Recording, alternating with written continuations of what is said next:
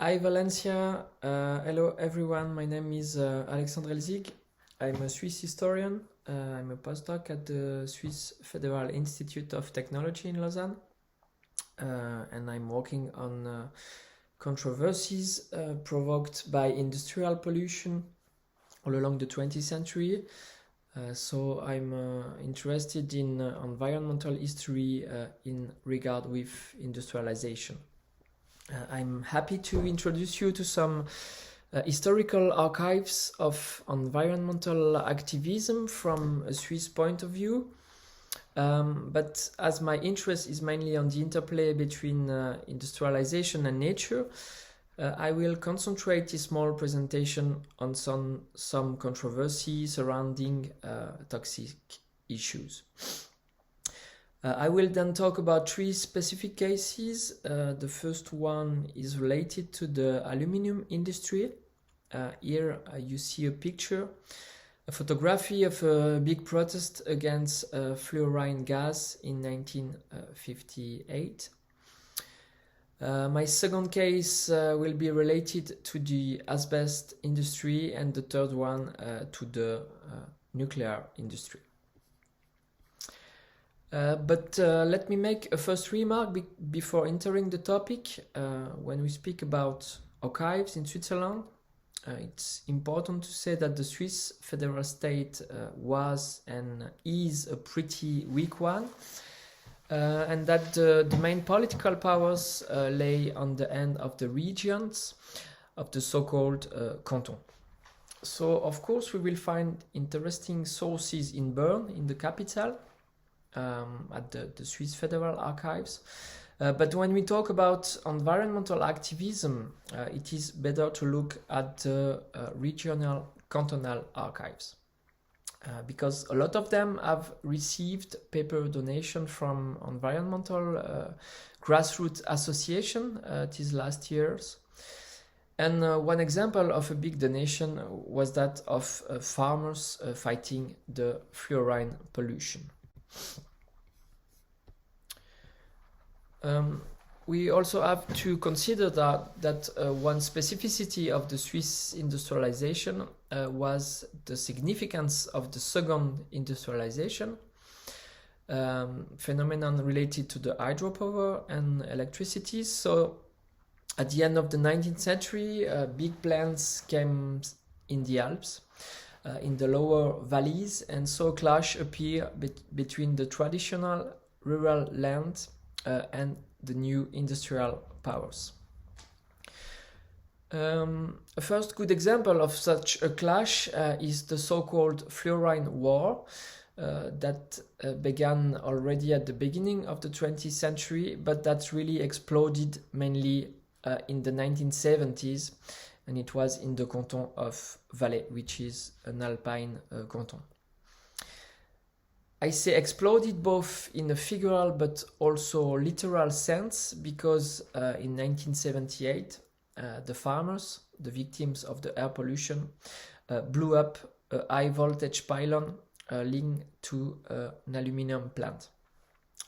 So of course here it's a fake photography, reconstruction of the blasting for the press, but some pylons have really been blown up at the time. So it's possible to write this history from the eyes of the victim of the pollution, and not only from the eyes of the state, because two prominent activists of that fight donated their papers to the cantonal archives of Valais. It's first the papers of the arborist François Piot, and then the papers of the engineer Gérard Vuffray.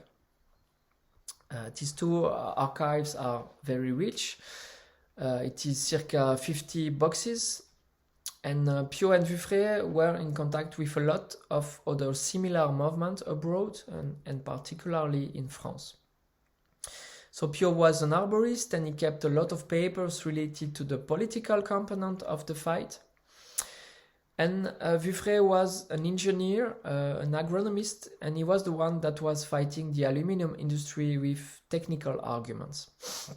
So he left thousands of documents related to the technical, medical but also economical aspect of the fluorine problem, particularly on the problem of gas scrubbing. So it's possible to understand the fight against the fluorine not only through the eyes of the state, of the regulator, but also through the eyes of the activists. And on that particular case, it's also possible to understand the position of the aluminum industry and of the main company implied in this controversy, which was the multinational company Alusuisse that no more existed. So it's a clear advantage for the research, of course, as existing companies are more reluctant to share their private papers. So the Alusuisse archives are now available since 3 years in Basel at the Swiss Economic Archives, which is a very good institute for research, a very open one. I move to my second example. Another specificity of the Swiss industry was that some companies were really successful at becoming international players, like Alusuisse, like Nestlé, like the Basel chemical industry. And one big player was also coming from the cement industry with the Schmidheiny family, with Holcim. And one of the branch of that cement industry was the asbestos industry, with the company Eternit that was also active in France, in Belgium, or in Italy. And Eternit is well known for the asbestos cement, which cause, as you know, major environmental and health problems. Then here, important archives are now available since 2 years. That are archives of an anti-asbestos activist. The name of the activist was François Iselin. He was an architect, and he was both a leftist, a member of the Trotskyist Association, but he was also a scientist, an engineer at the Swiss Federal Institute of Technology in Lausanne. So he followed the problem of asbestos from the 1970s till almost today, and his personal papers were given last year to the Historic Labour Association I chair.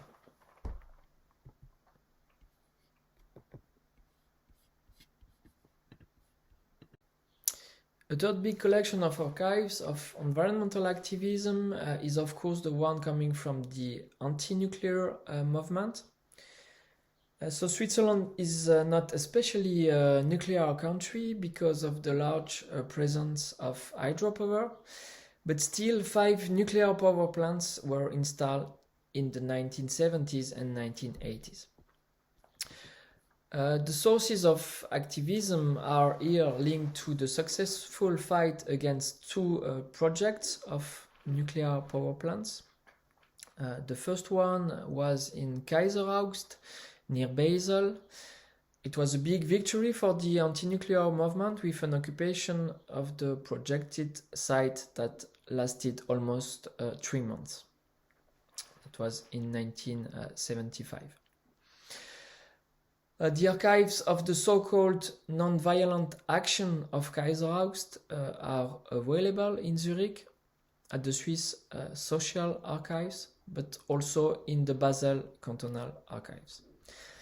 And Basel is well known for the significance of its chemical industry, and DDT, for example, was first developed industrially in Basel in 1942.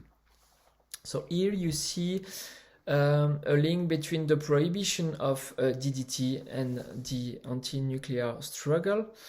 The sign said, yesterday DDT, today strontium, and tomorrow death.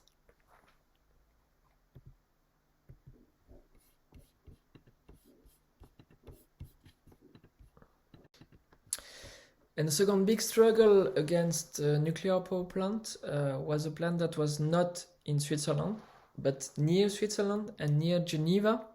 It was the French power plant of Superphénix in Crémalville.